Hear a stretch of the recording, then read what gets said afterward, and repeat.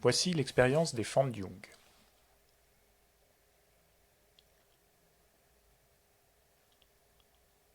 La lumière est fournie par une lampe à vapeur de sodium. Devant la lampe, nous avons une fente dont la largeur est réglable au moyen d'une vis micrométrique et qui est fixée sur un support pouvant tourner. Une lentille convergente de focale 100 mm permet de focaliser le faisceau lumineux. Un support contenant plusieurs paires de fentes. Nous avons sélectionné deux fentes de largeur 70 micromètres et dont les centres sont espacés de 430 micromètres.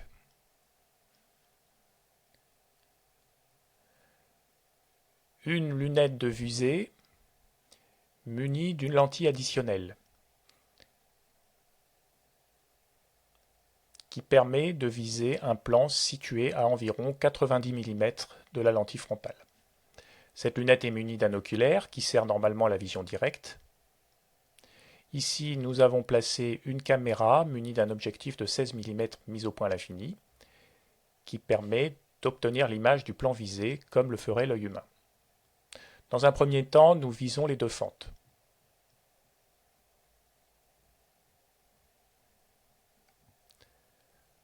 Nous relevons la position du support de la lunette sur la règle graduée du banc, 560 mm.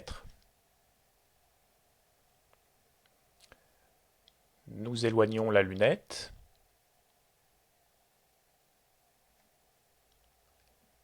Les images des deux fentes deviennent floues.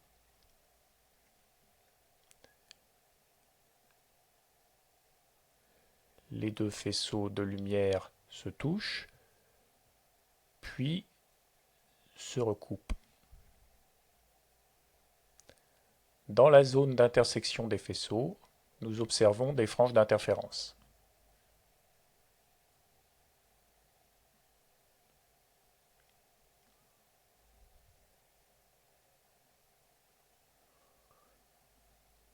Nous reculons la lunette jusqu'à la position de 670 mm, ce qui signifie que le plan visé se trouve à 110 mm des deux fentes.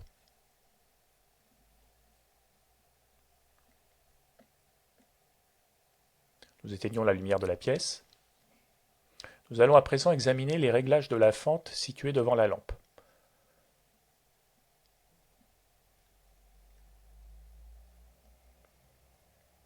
Premièrement, nous faisons tourner cette fente.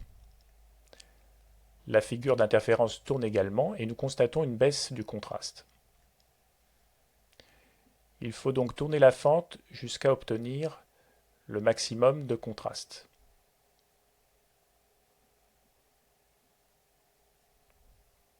Dans cette configuration, cette fente est parallèle aux deux fentes de diffraction.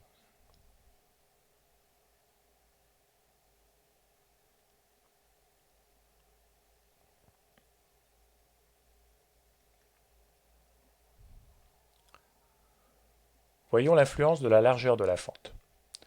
Nous lisons la largeur sur la vis micrométrique, 80 micromètres.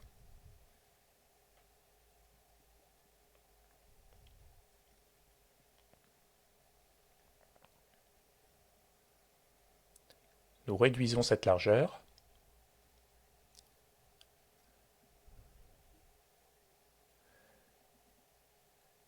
Les franges sont moins lumineuses. Et la courbe du profil d'intensité montre que le contraste augmente.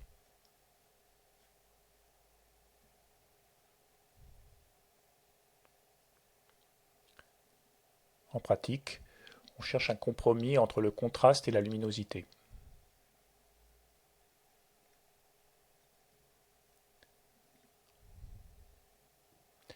Si on continue à augmenter la largeur de la fente, la luminosité augmente, mais le contraste diminue. Nous continuons à augmenter la largeur.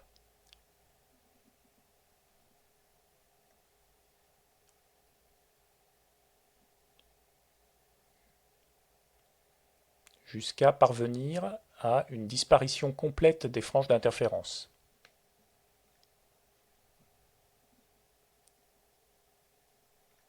Nous lisons la largeur sur la vis micrométrique.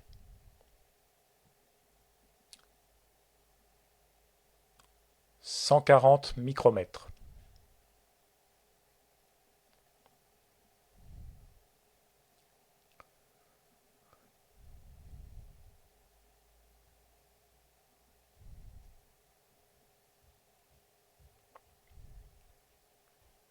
Nous réduisons le temps d'exposition de la caméra.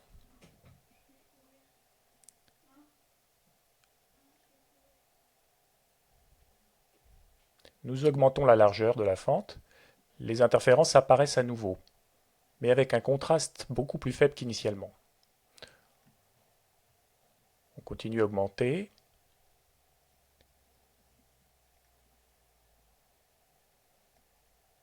Et elles disparaissent à nouveau.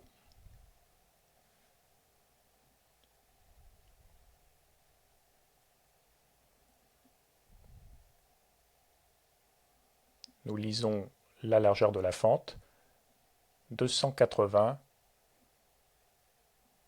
micromètres.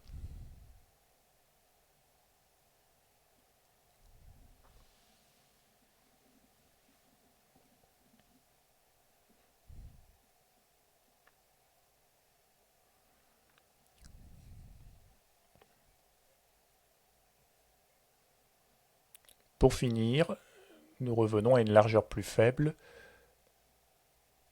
où le contraste est bon avec une intensité suffisante.